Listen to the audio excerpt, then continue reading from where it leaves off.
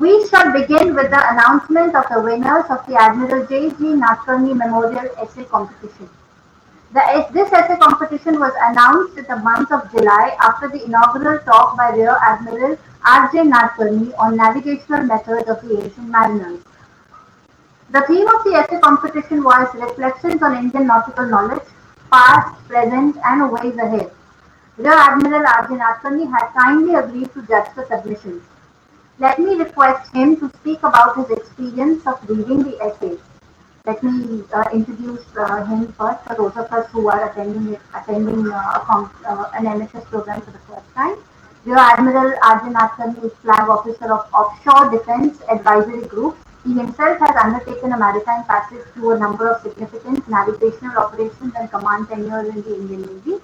An avid yachtsman, he was part of tri-service sailing expedition on board the INSV Samudra on a round-the-world sailing voyage in 1988-89. On attaining flag rank, he was the Chief Staff Officer Operations, Western Naval Command, then moved through a flag assignment of Flag Officer Doctrines and Concepts, Flag Officer commanding Karnataka Naval Area, and Chief of Staff Southern Naval Command before his present assignment. Sir, I now invite you to share your thoughts about the submissions you received for the essay competition. Over to you, sir.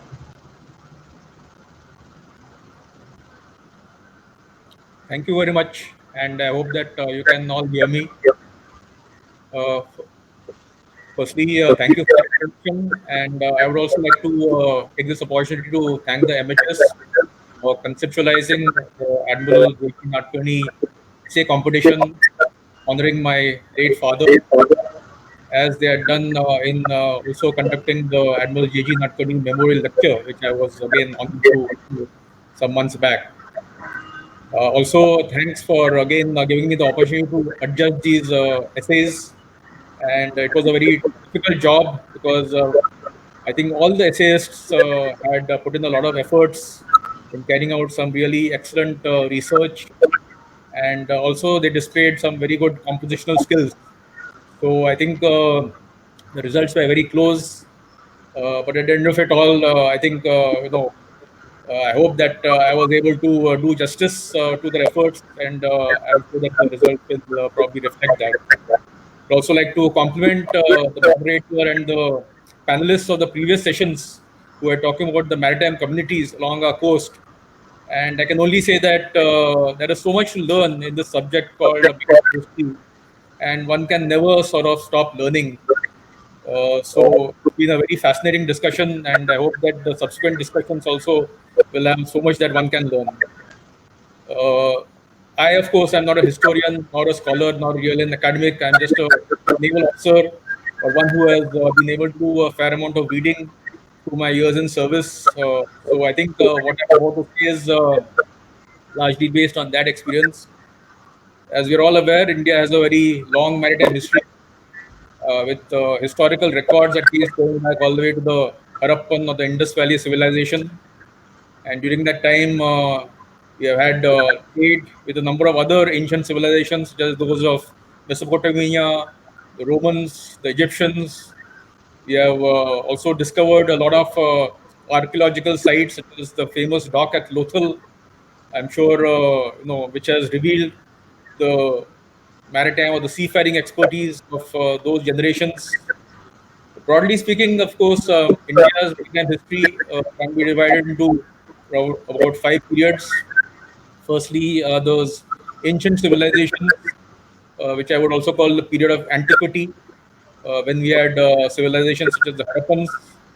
Then we had the period extending from the first millennium BC to the first millennium CE, around 2000 years, which included the period where dynasties such as the Mauryas and the Guptas ruled most of India. And also, that was a little bit of the medieval period, which was covered. Then we had what can be generally described as the Age of Discovery, which is roughly the second millennium CE, when we had, firstly, of course, the rise of Islam. Thereafter, trade increased between India and the Arab world. And of course, many Arab navigators, such as Ibn Majid, discovered so many facets of navigation, which I had covered also during my previous lecture. Then you had, of course, the other explorers, notably being, for us at least, Vasco da Gama, who discovered India in 1490, or discovered the sea route from Europe to India in 1498. Then we went into the colonial period when the Portuguese were followed by several other colonial powers, most notably the British, and we came under colonial rule. And then of course, we had the post-independence period from 1947 onwards. Now, for all the facts that we are aware of regarding our maritime history, we are basically reliant on several sources. First, we have the various archaeological artifacts, such as those which were discovered in Harappa, the local dock. Then, more recently, we have discovered several of these artifacts in Pattanam, which gives rise to the theory that in all probability that was the famed Muziris, which was a hub of trade during the ancient world. Then we have a number of historical books, such as the Vedas, or Rig Veda, for example, and the Puranas, as well as the Jatakas, which gave a lot of accounts about how seafarers of the past traveled from place to place, how they built their ships, and also how they conducted trade. Then we have reports of various travelers, such as Marco Polo, other Italian travelers, such as Niccolo Conti, as well as Chinese travelers, such as Fahim and Yun Sang, as well as Arabs, such as Ibn Battuta. And all of these have contributed in some manner, given us accounts of how they saw seafarers and the seafaring communities in India at the time, and thereby enabled us to get more and more information about our own history. Then there are books which are based on scientific observation, and in this, I would specifically refer to many of the books which describe methods of navigation which were followed in the ancient world, especially in India, which again I covered during my previous lecture. And that also has, I think, improved our body of knowledge. And lastly, I think one aspect which is, I think, more relevant for India is the history which is passed by word of mouth from one generation to the other. Of course, sometimes this history which is past, some of you may have played this game called Chinese Whispers, I'm sure, in the past. And you know that as you go from one person to the other, history sort of, or the word changes. And similarly, it's possible that history also may have, over a period of time, also from what it was originally, may have got a little embellished, and the final product which we are aware of now may have actually may be quite different from what it was originally. But that is all that we have to go by. So historical knowledge that we have now depends largely on the interpretation, I would say, of all the source material that we have. And sometimes it can be quite difficult to sift fact from fiction. Like I said, there is a likelihood of embellishment, especially in what is there in the written material. Of course, in terms of artifacts, there can be very little to change in what those artifacts tell us. So, therefore, I feel that historians, as people who are researching maritime history, need to be a little cautious about placing the complete trust in the veracity of old documents, and also separate myth from fact. So while one can place a fair degree of reliance on books such as the Vedas, maybe other epics that we have, you may find that one can't place total reliance on those books. So what do these historical sources tell us? Firstly, that seafaring has been a part of India's history for millennia now, and the sea has remained the most efficient method for transporting men, material over long distances, mostly for trade, but also for exploration and conquest. We know now that the ancient Indians traded with other civilizations, both to the east and west, right from the Indus Valley onwards. And the artifacts found in many places along the Indian coast is testimony to this fact. Ancient shipbuilders that were there also seem to have a lot of skills which are comparable to those of other maritime civilizations and other maritime nations. And this skill continued even during the colonial period. There are As you're aware, we had shipbuilders such as the Wadias, the famous Wadias. We had the Bombay Dockyard, which is more than 250 years old, which produced a large number of ships, which are even now floating, such as the Trincomalee, produced for the British Navy, the Royal Navy. We had the HMS Minden, on which Francis Scott Keyes famously composed the Star Spangled Banner, which is the US national anthem, and so many more ships which were built and which did yeoman service, especially for the Royal Navy. So this art really continued till, I would say, at least the 20th century. However, maybe after independence, some of this shipbuilding skill seems to have gone down. And today, I feel that we are actually well behind other major shipbuilding nations, notably the Japanese, the Koreans, and the Chinese. I think who are the top three in terms of our productivity as well as our shipbuilding skill itself. So I think there's a long way to go before we can aim to reach those heights. Similarly, in the old days, ancient ports such as Bharuch and Muziris were amongst the largest trading hubs of the ancient port. But sadly, today, most of our present day ports do not really compare with those ports of the past. And even port like Colombo has outstripped ports such as Cochin as a transshipment hub. This is despite India actually being blessed with a large number of natural harbors, especially those which are to be found on the west coast. We also know that ancient Indians were expert navigators, and they had discovered navigation by the heavenly bodies, as well as using the trade winds, as well as being able to calculate courses using just the natural elements. So that is something which I think we can be very proud of. And over the years, I think we have been helped by the interaction between our own navigators as well as navigators of other civilizations and other countries, especially the Arabs, who I think we had a lot of interaction with, especially during the second millennium CE. Throughout most of history, Indians have used the sea uh, mostly for trade, but also in some respects for conquest and exploration.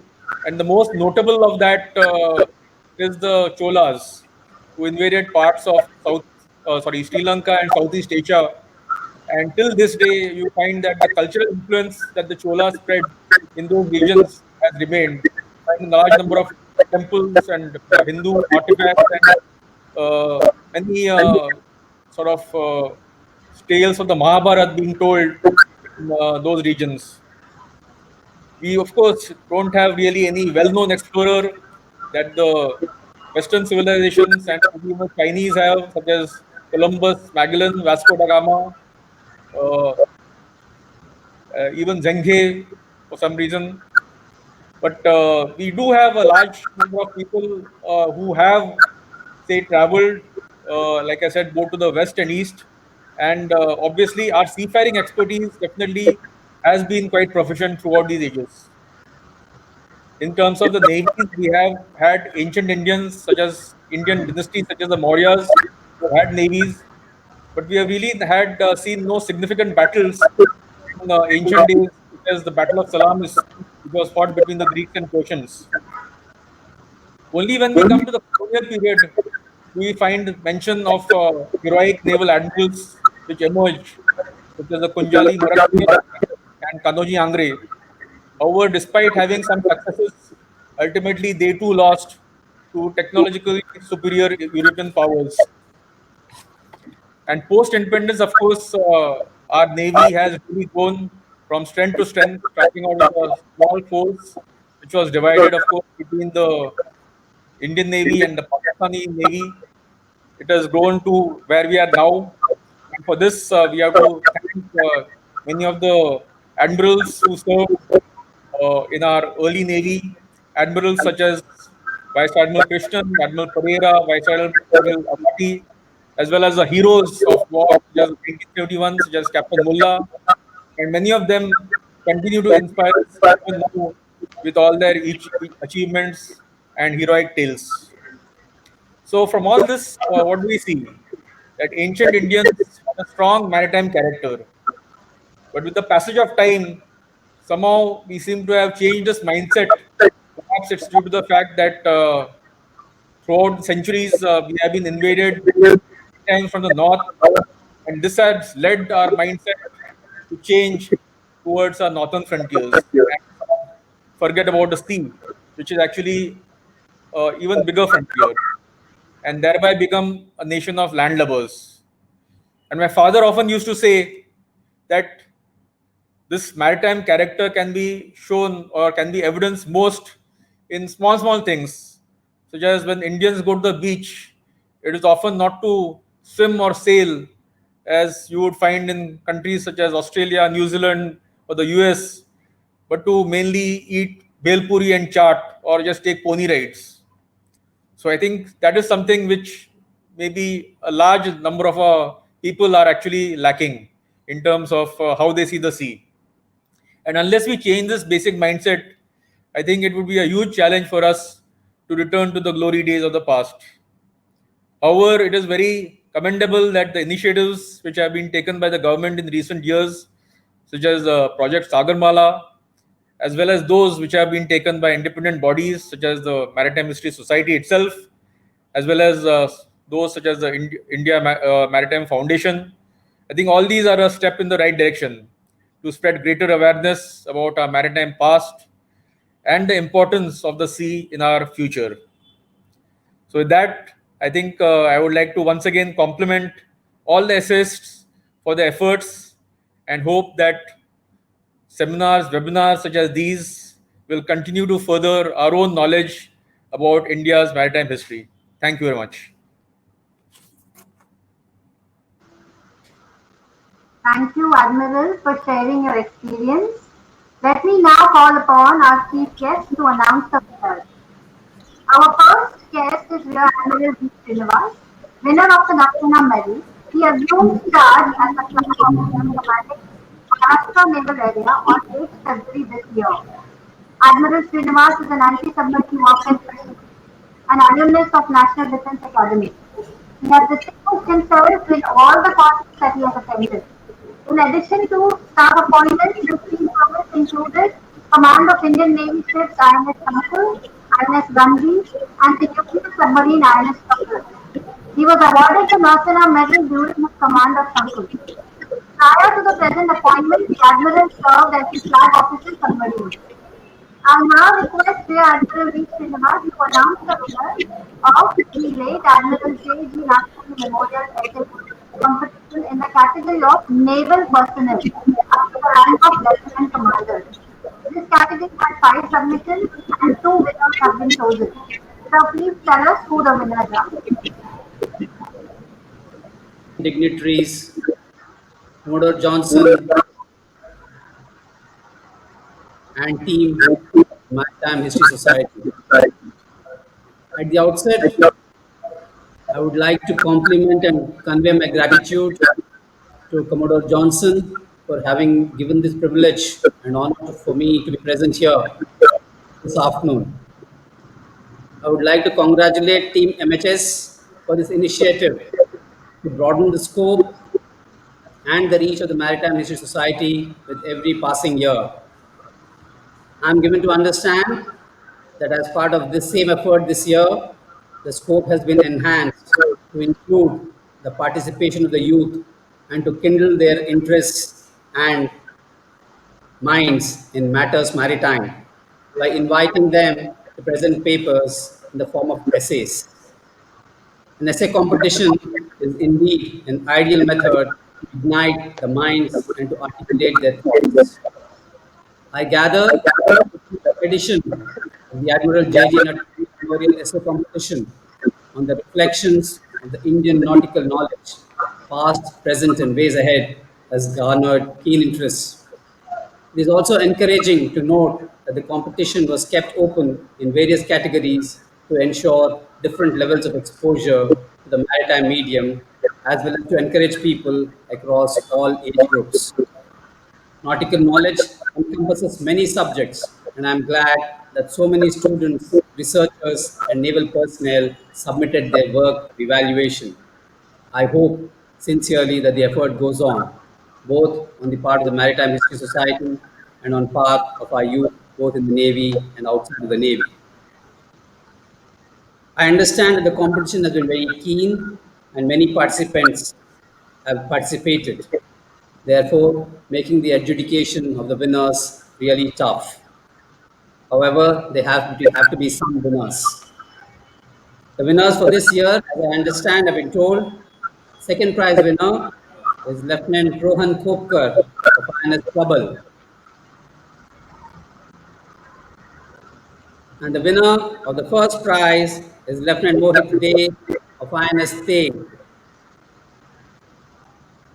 My heartiest congratulations to both the winners as also all the participants. And look forward to many more participants in the years ahead. Thank you, Jai Hind and Shauna Varun. Thank you so much, sir, for announcing the winners from the naval personnel category. In this digital format, the winners would be glad to have a felicitation in this manner with your announcement. I now invite our second guest to announce the winners in another category, that of the students and researchers. Our guest is Captain Gajanan Karandikar. Captain Gajanan Karanjikar is Master Mariner and President of All India Maritime Pilots Association. He is responsible for solidarity in maritime pilots and a custodian of safety of navigation in ports and harbour front matters. He has previously been the head of coastal shipping and integrated logistics, multimodal transport supply chain management. He is also a social activist, writer, executive coach, guest speaker, and a metamorphosis leader. We welcome you, sir. Let us now turn to the category of postgraduate students. This category attracted 18 submissions. Two winners have been chosen. Sir, please tell us who the winners are. Good afternoon, everyone, all dignitaries. I'm very privileged by this invitation by Commodore Johnson to be here at the moment and honor the writers of the essay. Thank you very much for this, indeed. And this is very befitting to have a competition of this sort with the postgraduate students on the name of Rear Admiral J.G. Nadkarni. And the subject as well, reflections on the Indian nautical knowledge, past, present, and ways ahead, is also very apt for that matter. I'm very keenly listening to the speeches this morning on coastal communities, and also Rear Admiral Nadkarni spoke about the maritime character. I was really overwhelmed because I firmly believe that the maritime character of this country, we need to build it from the schools. We need to take the maritime education to schools and colleges and start from there to develop the interest in reading and writing in students. There couldn't be a better way than this. So this essay competition is very apt, and is very important also to teach our youngsters about the maritime, how great maritime nation India is. Without further ado, I'm sure the winners are waiting to be announced with their names, and I would like to announce the winners of the essay competition. The second prize goes to Dolly Shankar. Congratulations to you. And the first prize goes to Arnab Ganguly. I congratulate both the winners and hope that they spread the maritime knowledge to others as well as a part of winning of this competition. Thank you very much. Thanks again for the opportunity. Thank you, Captain, for announcing the winners. As I was saying earlier, this is the closest we could come to the felicitation. But congratulations to all of you. We shall soon get in touch with each one of you to ensure the prize reaches you soon. Let us now turn to the second highlight of this special session. It is the song called Sagara, penned by Director MHS Commodore Oracle Johnson, to pay a tribute to the boatmen of India. An entire team has worked hard to help it become a musical tribute. We are glad to release the song at this National Maritime Heritage Conclave. Let me now call upon our director to speak a few words about what inspired the song. Thank you, Dr. Soni, and I'm very glad to have with me the people who made this possible, and that is behind me. Riddhi, of course, both are masked. I just removed mine. Riddhi, who sung it, and Prathamesh, who's completely visualized it. In just a minute, when we went into lockdown and we had various discussions, studies, inquiries, and especially after the Founders' Day, when we looked at cultural elements and reflections of the maritime space, that is when, on one of the evenings, some of the thoughts about Boatmen of India came. And working with a team, my initial text, we were able to fine tune and revise. And for that purpose, we could write the lyrics. It was helped by David Century, a musician, and a whole lot of teams you'll see in the song. And to do the honors of the actual release, I think more than hearing me, you would prefer to hear the song. I would be inviting a very great supporter of the Maritime History Society, Dr. Geeta Kasturi. And so for that, I will hand over back to Dr. Soni to introduce Dr. Geeta Kasturi, who is going to formally release the song. Thank you, sir. I'm glad to share that we have a special guest, Dr. Geeta Kasturi, to release the song Sagara. Dr. Geeta Kasturi is a practicing lawyer of the Bombay High Court. She has obtained her doctorate from the Mumbai University in Indian philosophy. Dr. Kasturi is currently on the legal panel of the India Government Mint and Children's Film Society of India, apart from providing advisory services to various other government bodies. She is also the Joint Finance Secretary of the Asiatic Society of Mumbai. Ma'am, over to you. Good afternoon. On the occasion of the National Maritime Heritage Conclave 2020, I wish to congratulate Commodore Johnson and his team for planning this conclave and creating an online platform to bring out and promote maritime consciousness. To make this conclave interwoven with lyrics and music, the team has penned a song which I would like to release today. Hope you all enjoy the music, the song. It's titled Sagara. Thank you so much for inviting me to be a part of this team, Commodore Johnson.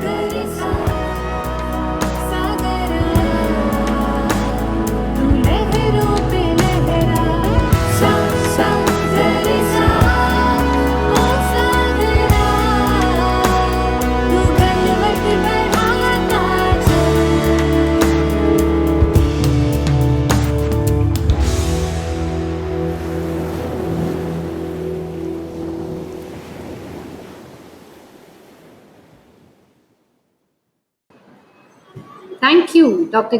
Kasturi. What a beautiful rendition of a simple poem, a tribute to the boatmen of India. In our attempt to do research, we sometimes end up intellectualizing the everyday aspect of sailing and being at sea. And what better way to capture that everydayness than poetry?